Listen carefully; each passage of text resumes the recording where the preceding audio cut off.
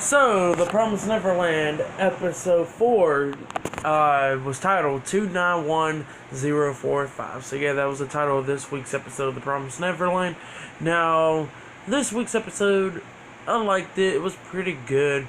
The art and animation, of course, has been on point. The writing and all that was pretty good. There's only one problem I had with it, but I'll discuss about that problem in a little bit. So we start off the episode with Isabella talking to Sister Crone, and they was talking, and Isabella was like, "You gonna be the mom one day? Watch, I promise that you will, because you're doing a good job." But she said, "Don't let any mistakes happen again." So yeah, that's what Isabella told Sister Crone. And then after Isabella told Sister Crone that, Sister Crone walks into her room, and that doll that she had, now let me remind you, the doll has never been in the manga. So yeah, this is something that the anime added to the Promised Neverland, so it was never in the manga.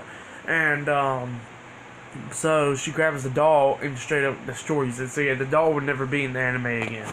But yeah, she ripped off the head and all that, stomping on it and screaming at it, talking about that she will become the next mom and all that, and Isabella will not be the mom anymore anytime soon. So yeah, that's what Sister Crone was doing. And the problem I had about that was, you'd be thinking Isabella or somebody would have heard Sister Crone doing that. Like, straight up screaming and freaking stomping on the doll and all that. You'd be thinking they would have heard it, in the house and all that, but nobody did it. So yeah, that was kind of weird. That's the only problem I had with this episode. So, we get to Gray, Norman, and Emma. So, they playing tag and all that, and they got a thing going on with groups and stuff. Emma got one group, Norman got the other one, and Ray's group is it and stuff. And so they're playing tag and all that, and it's a pretty good strategy what they're doing. Like Ray's running by with his group, and then you see him telling everybody drop down quick. Like she throws a hand sign, everybody drops down. And then Ray's coming towards Norman and his group, and Norman throws up his hand, everybody jumps in the bushes. So yeah, Emma, Ray, and Norman is training, everybody else, all the kids, on how to escape, pretty much. Well, training them without them knowing what they're about to do. So yeah, that's what they're doing. So yeah, it was a pretty good concept. While this, it was pretty good. So then we go to the next scene in this episode where everybody gets done playing tag and all that, and there was that kid named Phil, the one that was on Emma's team, and Ray threw up the thing saying, yeah, he's been having high scores lately and all that. So, because it's still on the thing where who's a traitor and all that stuff. So Ray's kind of thinking that it's Phil a little bit, the little kid. But then the suspicion goes away and stuff about that a little bit. But then they went to a room where Dawn and Gilda was at. Dawn's a boy right over there, and then Gilda was the girl with short hair and glasses. So yeah, they went up to him. It was I guess the next two oldest after Ray, Norman, and Emma. So yeah, they're pretty much around the same age with them. So yeah, Emma and them tells Norman and Ray to follow her lead and stuff. And they walk into the room where Gilda and Dawn was at, and they tell Dawn and Gilda about the escape and all that. They told them everything about the escape, about Connie. Now, they never told them that they found Connie's dead body, the little kid in episode 1. So yeah, they never told them that, but they just say, yeah, they got sold off and all that to bad people. So yeah, that's what Norman and Emma told Dawn and Gilda. So yeah, and they couldn't believe it. Dawn looked upset, and then Gilda was crying as well about the situation.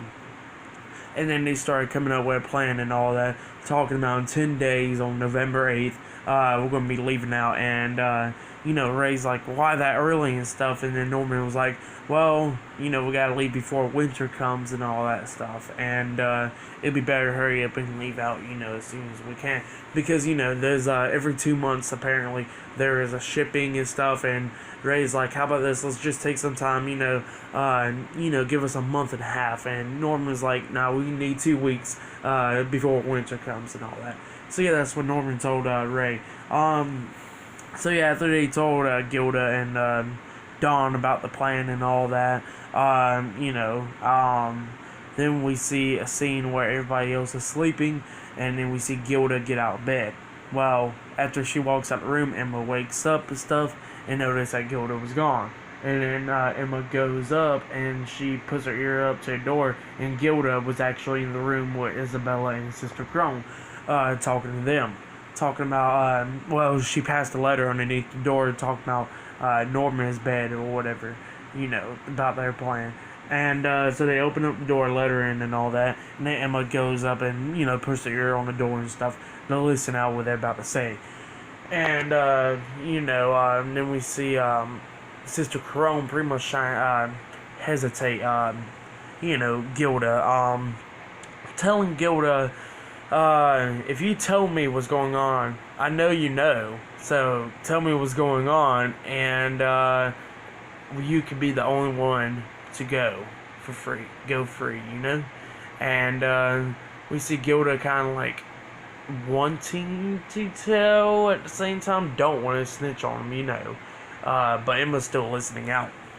And Emma was worried about that Gilda was probably going to snitch, and Gilda goes like, and then, Sister Crone was like, I know Norman, Ray, and who else is behind all this? And Gilda was like, oh, nobody. I mean, I just came in here because me and Emma had an argument and stuff, and yeah, all that stuff. So yeah, that's what Gilda was saying, and then she walks out the room, and Sister Crone was like, oh, I thought we was going to be best friends and all that. And then as soon as Gilda walks out the room, you see Sister Crone going like, damn it, I thought I can get out of her very much. So yeah, that's what Sister Crone said. But yeah, Gilda never snitched and all that, and Emma and Gilda goes into the room and all that, and until the next day. And we finally actually know the date that they're on. So in the I think it was the last episode that they was talking about the device that they have behind the ear. Now, they was talking about how that was made in 2015, the device was. And we don't know, that was like, a couple years ago, whenever. Now we actually got the official date of the timeline with the Promised Neverland happening. Right now, the date is October 10th, 2045. So, yeah, the year is 2045. So yeah, 30 years after 2015. So yeah, that's a good while. So technology kind of developed and stuff, and I've been hearing people's theories and stuff. Now I did read the manga, but I'm not even going to tell you the spoilers or anything if you don't want to get spoiled. So yeah, this is just anime only. Now I've been hearing theories about about the anime and stuff. Theories about that they're kind of like a little bit into the future in a way, like a couple years ahead of 2015 and stuff, and then like some aliens or whatever came to Earth. That's the theories I've been hearing, but yeah, those theories are possibly true. Just saying it, because you think about it, you're in the year 2045, everything changes in years, anything can happen. So yeah, 2015 was 30 years ago. So yeah, they're in the year 2045. That's what how is because of the they had a calendar in the room and it said the date in the year. So yeah, it is October 10th, 2045, and they're going to be leaving now on November 8th. So yeah, we finally actually know the year that the Promised Neverland is taking place in now. And then we go to a scene where Emma's telling Norman and Ray that Gilda is not the traitor, because if she was the traitor, she would have straight up told Sister Crone and Isabella about the truth and all that. So yeah, Gilda was not the traitor, which I actually that everybody actually thought that she was a traitor, because in last week's episode, how the way, you know, that he was doing with Gilda and stuff, and a lot of people thought that Gilda was a traitor, but no, she is written out as not the traitor, and that's what Amanda says.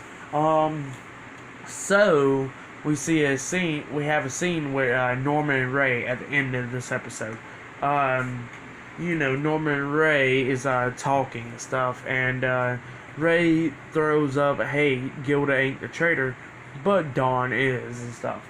And then Norman was like, "Ray, you're the traitor," and then the episode ends. So yeah, pretty good episode. I like this week's episode of The Promised Neverland. Like I said, the only little problem I had was Sister Chrome pretty much, you know, making a lot of noises in the house, which you would have thought that everybody would have heard, or somebody would have heard at least. But nobody didn't even hear a single bit of noise because of, you know, the house is like, you know, has to have like, you know, thin wall, you know, thick walls or whatever, and you'd be thinking that, since there's like a lot of orphans and stuff over there, you'd be thinking like everybody could hear everything pretty much, most likely. Well, definitely with freaking, you know, her stomping everywhere and stuff upstairs and yelling and all that. You'd be thinking that Isabella or somebody would have heard Sister Chrome freaking doing all that, but it's whatever. So yeah, the doll was finally out of the anime. So yeah, that was never in the manga. It's finally out.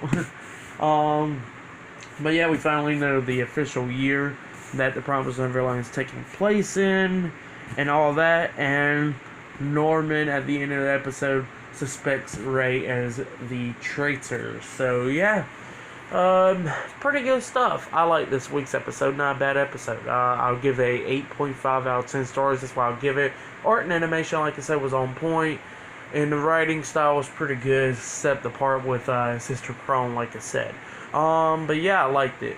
And we find out that Gilda was not the traitor, which a lot of people thought from last week's episode that Gilda was going to be the traitor, but, you know, they wrote her out as not the traitor. So, you know, the suspicions are like on Dawn and stuff, and Norman suspects Ray is the traitor at the end of the episode. So yeah, pretty good episode. Like I said, I liked it. 8.5 out of 10 stars. That's why I'll give this episode. Like, subscribe to Team W Wrestling on YouTube. Subscribe to this channel, World of Chris 1-800, and subscribe to my other channel, Chris Medeos. Follow me on Twitter, Instagram, Snapchat, Facebook. It'll all be down there in the description box. So yeah, you can follow all my social media accounts. Like this video and comment on this video about what you guys think about this week's episode of The Promised Neverland. In my opinion, it was a pretty good episode. I will be doing my review on episode 5 next week. So yeah, don't miss that. Soon I will be reviewing The Promised Neverland manga, hopefully soon. And there's a new manga series that came out called Chainsaw Man. I don't know if you guys heard it. It's only 7 chapters long as of this recording. So hopefully by Monday or whatever, whenever the chapter comes out. Well, I know the chapter comes out on Friday in Japan and stuff. But whenever it gets English translated from Viz Media's app or whatever, I will be discussing about that series on this channel probably next week. You know, so far 7 chapters long, so yeah, chapter 8 will be coming out this week, actually, tomorrow, actually. So yeah, pretty good series, and if you guys want to hear